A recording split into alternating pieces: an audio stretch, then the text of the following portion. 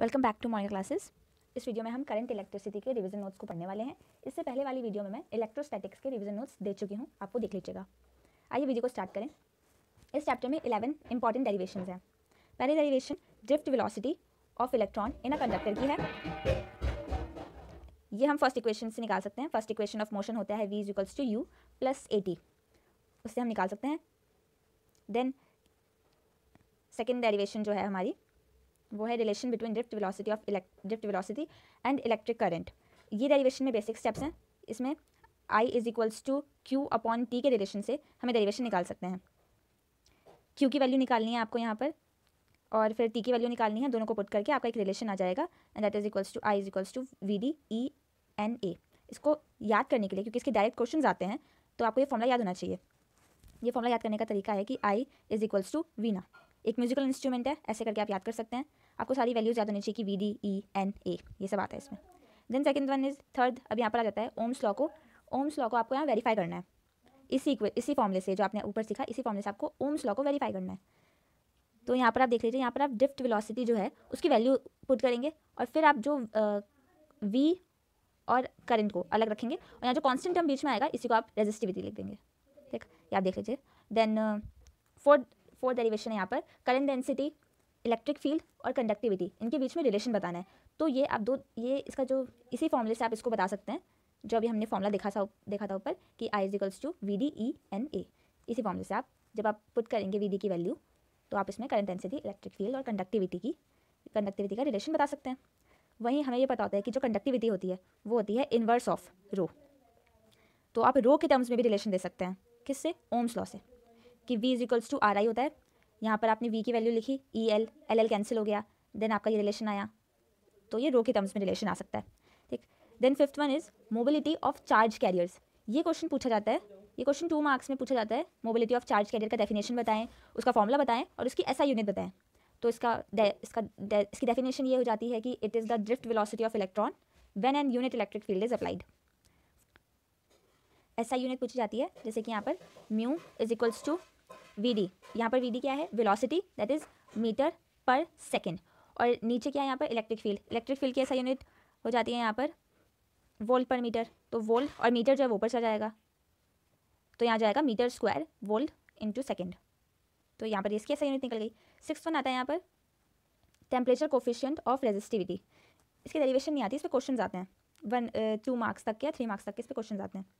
Then 7th is Kirchhoff current law और Kirchhoff voltage law.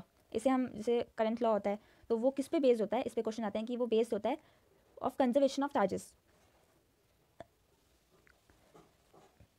Next Kirchhoff voltage law किस पे based होता है? Law of conservation of energy पे। Current law of conservation of charge पे, और voltage law of conservation of energy पे based होता है। इसके 1 मार्क्स में जब MCQs में पूछ ले जाता है ये सवाल। देन फिर आते हैं इसके लास्ट में कुछ इंस्ट्रूमेंट्स आते हैं, जैसे कि सर्किट डायग्राम, व्हीटस्टोन ब्रिज। ये क्या किरचॉफ का वोल्टेज लॉ अप्लाई करते हैं, यहाँ हम लूप लॉ जैसे हम बोलते हैं, यहाँ हम लूप्स बनाते हैं और उसके बाद उसका डेरिवेशन करते हैं पूरा। यहाँ पर हम IG को हम 0 मानते हैं, नल पॉइंट लेते हैं कि VB और VD का जो पोटेंशियल पॉइंट है वो हमारा इक्वल आना चाहिए। हम यहाँ इसे इक्वल मानते हैं, तो IG को 0 मानते हैं। फिर दोनों इक्वेशंस को इक्वल करके हम ये वैल्यू निकाल लेते हैं।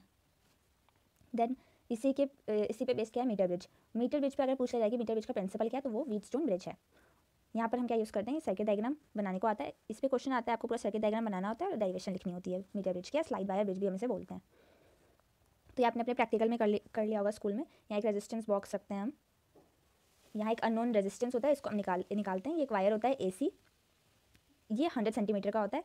जॉकी जो होती है वो हमारे B पॉइंट से कनेक्ट होती है। मैग्नेट जो वायर होती है वो मैग्नेट की वायर बनी होती है। इस पर 1 मार्क्स का क्वेश्चन आता है कि मैग्नेट की क्यों बनी होती है, तो उसका क्या? अल्फा, टेम्परेचर कोफिशिएंट बहुत कम होता है। तो आप इसको ये डेरिवेशन भी याद कर लीजिए, प्रैक्टिस कर लीजिएगा। फिर आता है आपका पोटेंशियोमीटर। पोटेंशियोमीटर पे जो क्वेश्चन आता है वो 3 मार्क्स तक का आता है, और उसमें ये पूछा जाता है कि पहले तो पोटेंशियोमीटर की डेफिनेशन बताएं, इसका प्रिंसिपल बताएं, और इसके 2 एप्लीकेशन की डेरिवेशंस बताएं। तो पोटेंशियोमीटर होता क्या है? एक डिवाइस है जिसको हम यूज़ करते हैं EMF ऑफ सेल कंपेयर करने के लिए और किसी सेल का इंटरनल रेजिस्टेंस निकालने के लिए। दूसरा, इसका प्रिंसिपल क्या होता है? तो इसका प्रिंसिपल होता है पोटेंशियल ग्रेडियंट पे। ये प्रिंसिपल इसका बेस्ड होता है कि यहाँ पर जो वायर है उसमें जो वोल्टेज है वो डायरेक्टली प्रोपोर्शनल हो जाता है लेंथ के, जब उस वायर के अंदर एक कांस्टेंट करंट ट्रैवल कर रहा होता है। तो हम इसको ये बोल सकते हैं कि the potential difference across the wire is directly proportional to the length of the wire when a constant current is traveling in the wire. ठीक, और वो वायर किसका यूनिफॉर्म क्रॉस सेक्शनल एरिया का होना चाहिए. ठीक, अब पोटेंशियोमीटर के दो एप्लीकेशंस आ जाते हैं. पहला एप्लीकेशन में comparing the EMF of two cells. इसमें फर्स्ट आपको सर्किट डायग्राम बनाना है, इसमें एक्सटर्नल सर्किट दिखाना है और दो सेल्स को दिखाना है. ठीक, आप इनके ईएमएफ को कंपेयर करेंगे. पहले केस में आपको K1 को क्लोज रखना है और K2 को ओपन रखना है, और दूसरे केस में K1 को ओपन और K2 को क्लोज रखना है. आपकी दो इक्वेशंस बनेंगी, उन दोनों इक्वेशंस को आपको डिवाइड करके आपका ये आ जाएगा. तो ये आपका फर्स्ट एप्लीकेशन हो जाएगी पोटेंशियोमीटर की. फिर सेकंड एप्लीकेशन में क्या करना है, आपको इंटरनल रेजिस्टेंस फाइंड करना है इसी सेल का. तो वही एक्सटर्नल सर्किट डायग्राम बनाना है और केवल एक सेल उसका इंटरनल रेजिस्टेंस को शो करना है. इसमें अभी दो केसेस हो जाएंगे. पहले केस में K1 क्लोज. K1 क्या है, एक्सटर्नल सर्किट का की है, और K2 ओपन होना चाहिए. ये किसका है, ये आपके ने जो सेल कनेक्ट किया है उसका की हो जाएगा, ये ओपन होना चाहिए. ठीक, दूसरे केस में K2 को भी क्लोज करना है और साथ में K1 भी जो है वो क्लोज ही रहेगा. ठीक, फिर आपकी इसी से आपको जैसे यहाँ पर आपको पहली इक्वेशन मिल जाएगी और यहाँ पर आपको दूसरी इक्वेशन मिल गई. फिर आप इन दोनों इक्वेशंस को डिवाइड करना है. आपको डिवाइड करने के बाद आपको यहाँ पर ईएमएफ और पोटेंशियल डिफरेंस का फॉर्मूला नोट करना है, एंड देन आपका इंटरनल रेजिस्टेंस भी लास्ट में आ जाएगा इस तरीके से. ठीक, तो जैसे मैंने पिछली वीडियो में कहा था, केवल डेरिवेशंस ना करें, साथ में एनसीईआरटी सॉल्व और अनसॉल्व क्वेश्चंस भी करें, आपका पूरा यूनिट रिवाइज हो जाएगा. इस चैप्टर के एनसीईआरटी एग्जाम्पलर में भी बहुत अच्छे एमसीक्यूज दे रखे हैं, आप एक बार वो भी कर लीजिएगा, आपका बहुत अच्छे से रिवाइज हो जाएगा पूरा चैप्टर. सो आपको वीडियो कैसी लगी बताएं. Thank you.